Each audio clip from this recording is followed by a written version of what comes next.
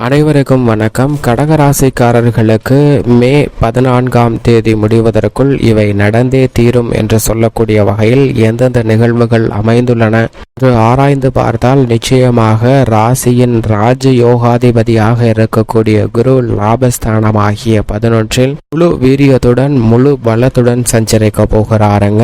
குரு லாபஸ்தானமாகிய 11ஆம் இடத்திற்கு வந்திருப்பது நிச்சயமாக மிகப்பெரிய அளவில் நன்மைகளை பெற்றுத்தரக்கூடிய ஒரு அமைப்பாக பார்க்கப்படுகிறது. மே 8ஆம் தேதிக்கு பிறகு முழு பலத்துடன் பாக்கிய கணிதத்தின்படியும் அமருகிறாருங்க. எனவே லாபஸ்தானம் பலப்படக்கூடிய ஒரு அற்புதமான தருணமாக கடகராசிக்காரர்களுக்கு நிச்சயமாக பார்க்கப்படுகிறது. மற்றொரு வலிமை வாய்ந்த சனி அஷ்டமத்தில் ஆட்சி பலம் பெற்றிருந்தாலும் கடகராசிக்காரர்களுக்கு 7 மற்றும் 8ஆம் இடத்தின் அதிபதியாக இருக்கிறார். சப்தமாதிபதியும் அஷ்டமாதிபதியுமாக இருக்கக்கூடிய சனி அஷ்டமஸ்தானத்தில் ஆட்சி பலம் பெற்றிருப்பது ஒரு வகையில் சாதகம் என்றாலும் ஒரு வகையில் சற்று சிரமம் அதிகமாக ஏற்படுவதற்கான சூழல் உண்டு. ஆனால் அவை குறையக்கூடிய யோகத்தை மிக வலுவாக குரு பகவான் ஏற்படுத்தி கொடுக்க போகிறாருங்க. குரு மிக வலிமையுடன் லாபஸ்தானத்தில் அமரும் போது ராகு கேதுவும் அதீத நன்மையை அள்ளி கொடுக்கக்கூடிய 9 மற்றும் 3 ஆகிய இடங்களில் சஞ்சரிப்பதால் நிச்சயமாக அஷ்டம சனியின் பாதிப்புகள் வெகுவளவில் குறைகிறது.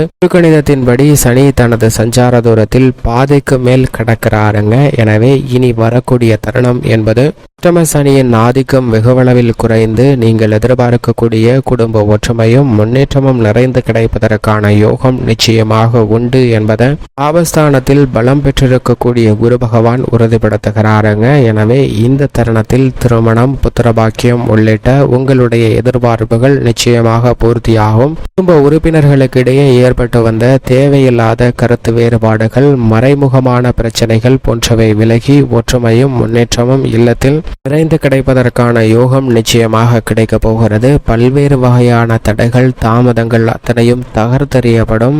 தோஷங்கள் வெகுவளவில் குறைவதால் நீங்கள் நினைத்தபடியே குடும்பத்தில் ஒற்றுமை பலப்படும். கணவன் மனைவிக்கிடையே அன்பு அதிகரிக்கும். பிரிந்து சென்ற கணவன் மனைவி இணைவதற்கான சாத்தியக்கூறுகள் மிகவும் வலுவாக கிடைக்கிறது. லாபஸ்தானத்தை குரு வலுப்படுத்துவதால் குடும்ப வருமானம் உயர்கிறது. திட்டமிட்டபடி அனைத்திலும் நல்ல வெற்றி நிச்சயமாக கிடைக்கும்.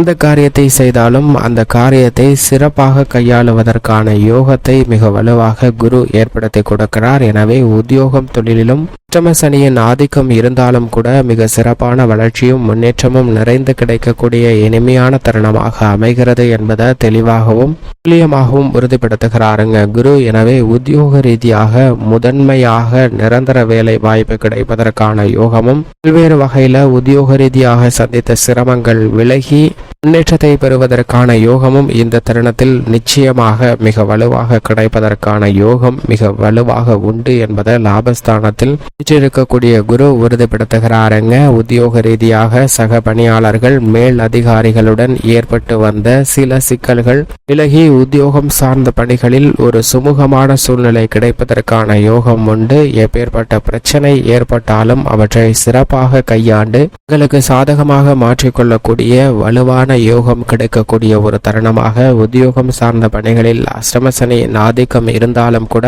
குரு ஏற்படுத்தி கொடுக்க போகிறார். தொழில்துறை, வியாபாரத்துறையில் திட்டமிட்டபடி நல்ல பல வாய்ப்புகள் நிறைந்து கிடைக்க போகின்றன. புதிய பங்குதாரர்கள், வாடிக்கையாளர்களை சேர்ப்பதற்கான யோகம் இந்த தருணத்தில் மிகவும் வலுவாக கிடைக்க போகிறது. அஷ்டம சனியின் பிடியில் உள்ள தொழில்துறை, வியாபாரத்துறையில் அலைச்சல் அதிகமாக இருந்தாலும் கூட லாபத்தை குறைந்த முறையில் பெற்று தரப்போகிறாருங்க. லாபஸ்தானத்தில் வீற்றிருக்கக்கூடிய குரு. எனவே கொடுக்கல் வாங்கல் உள்ளிட்ட பல பிரச்சனைகள் விலகும். நீங்கள் எதிர்பார்க்கக்கூடிய நிதி நிறுவனங்களின் ஒத்துழைப்பு, அரசாங்க சலுகைகள் உள்ளிட்ட பல மாறுதல்களை மிக வலுவாக பெறுவதற்கான யோகம் இந்த தருணத்தில் நிச்சயமாக உண்டு. திட்டமிட்டபடி உங்களது தொழில் ரீதியான புதிய முயற்சிகளை வெற்றிகரமாக செய்து முடிக்கலாம். புதிய தொழில் துவங்குதல், கிளை ஆரம்பித்தல் என அனைத்தும் கடகராசிக்காரர்களுக்கு மிக வலுவாக முன்னேற்றத்தை பெற்றுத்தரக்கூடிய வகையில் அமைய போகிறது. அது மட்டும் மட்டுமல்லாது அவ்வப்போது ஏற்படக்கூடிய பிரச்சனைகள் அனைத்தையும் சிறப்பான முறையில் கையாண்டு அவற்றின் மூலமாக லாபத்தை அதிகரித்துக் கொள்வதற்கான யோகமும் நிச்சயமாக இந்த தருணத்தில் மிக வலுவாக கிடைக்கிறது. கலைத்துறையின் நாயகனாக இருக்கக்கூடிய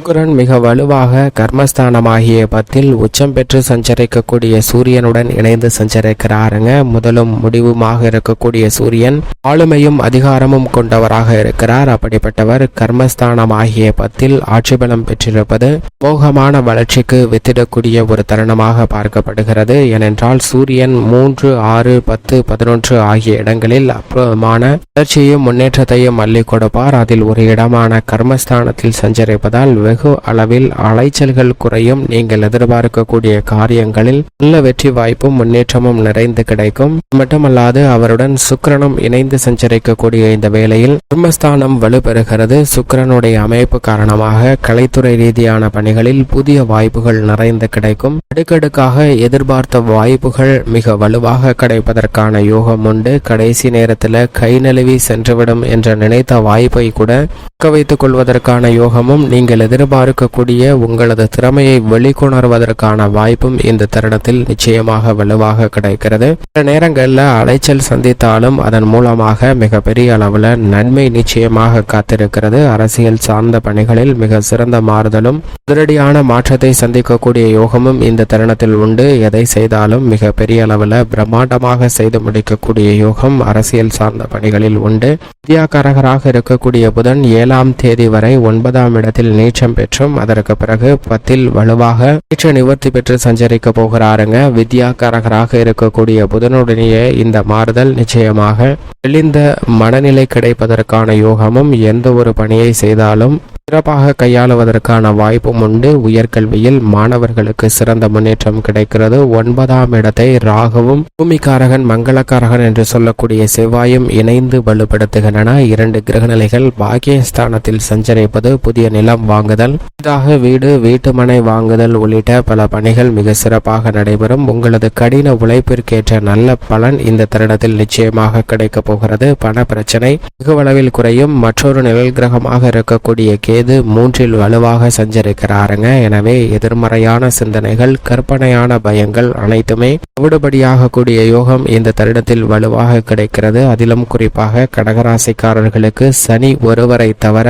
மற்ற கிரகநிலைகள் அனைத்துமே மிகவும் வலுவாக அதீத நன்மையை அள்ளி கொடுக்கக்கூடிய அமைப்பில் சஞ்சரிக்கிறது என்பதுதான் யதார்த்தமான உண்மையாக பார்க்கப்படுகிறது. ஏனென்றால் ராசியின் அதிபதியான சந்திரனும் இந்த வாரம் முழுவதும் கேதுவை தவிர மற்ற கிரகங்களுடன் இணைந்து சஞ்சரிக்க போகிறாருங்க. சனியுடன் அஷ்டமத்தில் இணைந்தாலும் கூட சனியால் ஏற்படக்கூடிய பாதிப்புகளை விளக்குவதோடு மட்டுமல்லாது அதற்கு பிறகு 9இல் செவ்வாய் மற்றும் ராகுவுடன் இணைந்தும் அதற்கு பிறகு 10இல் உச்சம் பெற்ற சூரியன் புதன் மற்றும் சுக்கிரனுடன் இணைந்து சஞ்சரிக்க போகிறார். அதற்கு பிறகு லாபஸ்தானமாகிய 11இல் குருவுடனும் இணைந்து வலுப்படுத்துகிறாருங்க. எனவே நீங்கள் திட்டமிடக்கூடிய காரியங்கள் அனைத்திலும் நிச்சயமாக காரிய வெற்றி உண்டு. சந்திரனின் அமைப்பு அதை தெளிவாகவும் துல்லியமாகவும் கடகராசிக்காரர்களுக்கு உறுதிப்படுத்துகிறது. மேலும் இந்த தருணத்தை சாதகமாக மாற்றிக்கொள்ள நிச்சயமாக வருகின்ற 7ஆம் தேதி அமாவாசை தினத்தன்று முன்னோர் வழிபாட்டை கடகராசிக்காரர்கள் சரியான முறையில் மேற்கொள்ளுங்கள். இதை மேற்கொள்வதால் பல்வேறு வகையான பாதிப்புகள் உங்களை விட்டு விலகி